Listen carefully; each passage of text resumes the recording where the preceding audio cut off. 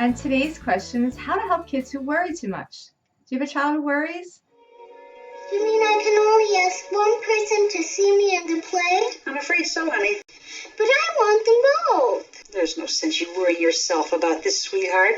What do you say we leave it up to luck? Eeny, meeny, mommy, daddy. Eeny, meeny, mommy, daddy. Eeny. Wish I was never in that dumb old play.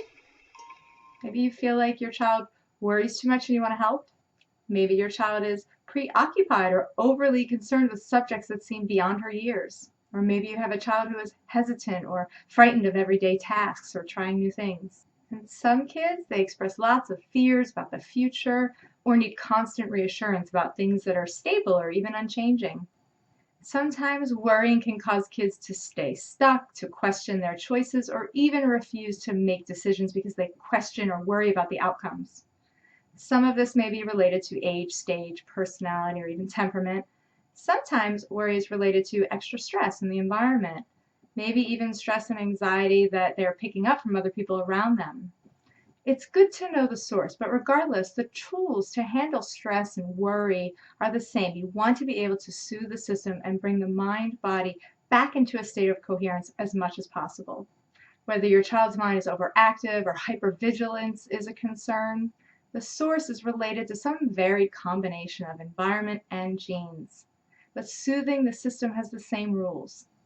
So let's talk about helping kids so that worry doesn't become constant or chronic, but only a healthy nudge that points your child to act upon a new path or a plan of action.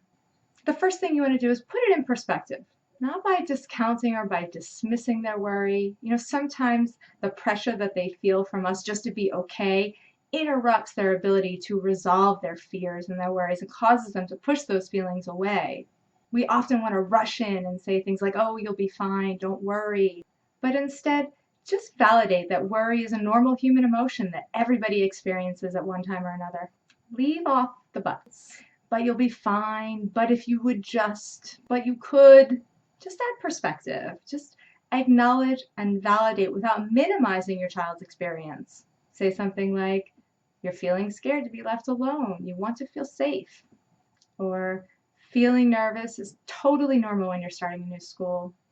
Or you're feeling apprehensive because it's a risk to go in somewhere new and make new friends. We do get to practice this a lot in life because it's normal and it can be scary. For older kids or more mature topics, don't invalidate their interests, but try something like, you're thinking a lot about some serious things. Seems like you want to be sure that you have what you need. This is security. This is something that we all want to feel. Or sometimes in life scary things happen and it's unsettling for sure. Or you felt embarrassed and you're worried about trying again. It's not unusual to feel that way after what happened. This helps kids recognize that their feelings are normal and will eventually pass. Next, sometimes kids need help identifying their fears and worries. Young kids may worry about being alone or being left in the dark, new people, new places, people getting hurt or sick or even dying, or people being upset with them. And then as they grow, school-age kids might also worry about getting through the school day or their grades, relationships with their parents or among their peers. They also have social anxieties and worries that make them worry about not being invited to a party or missing their favorite show or not making the team. They may even worry about events that they hear in the news or topics that come up for the family, such as finances. If they hear or sense that things are unstable, they may take on those worries as their own. And as our world expands, some kids may even worry about global topics like war or natural disasters or poverty. But kids don't always recognize that they're worried about something. And they can't necessarily share with you that they are worried, though you will see it in their behaviors.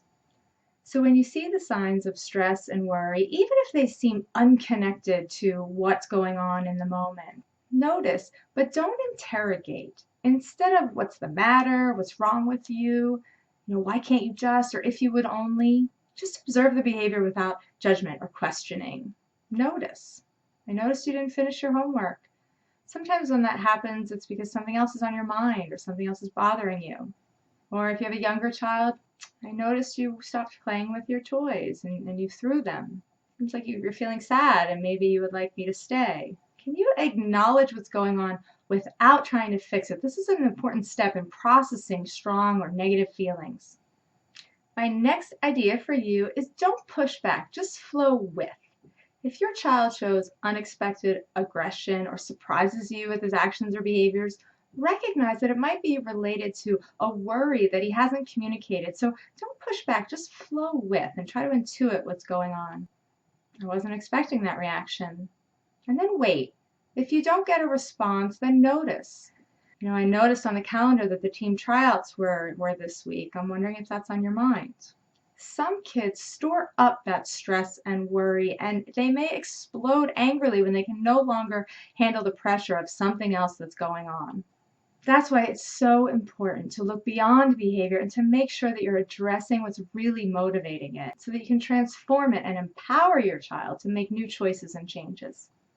My next idea for you is to empower your child by encouraging her to solve problems instead of you just fixing her worries. Ask questions and direct your child to a plan of action that requires her to be an active participant in changing her state. Your child has to derive some benefit of moving out of fear and worry. Otherwise, staying stuck in fear and letting someone else fix it for you or shield you from it can be a lifelong habit and a problem, leading to kids who can't or won't make decisions or motivate themselves. So choose the worry and then the goal, and then take action to conquer the worry step by step. And finally, get an outlet, nature, exercise, supportive people and friends, peer groups with similar interests.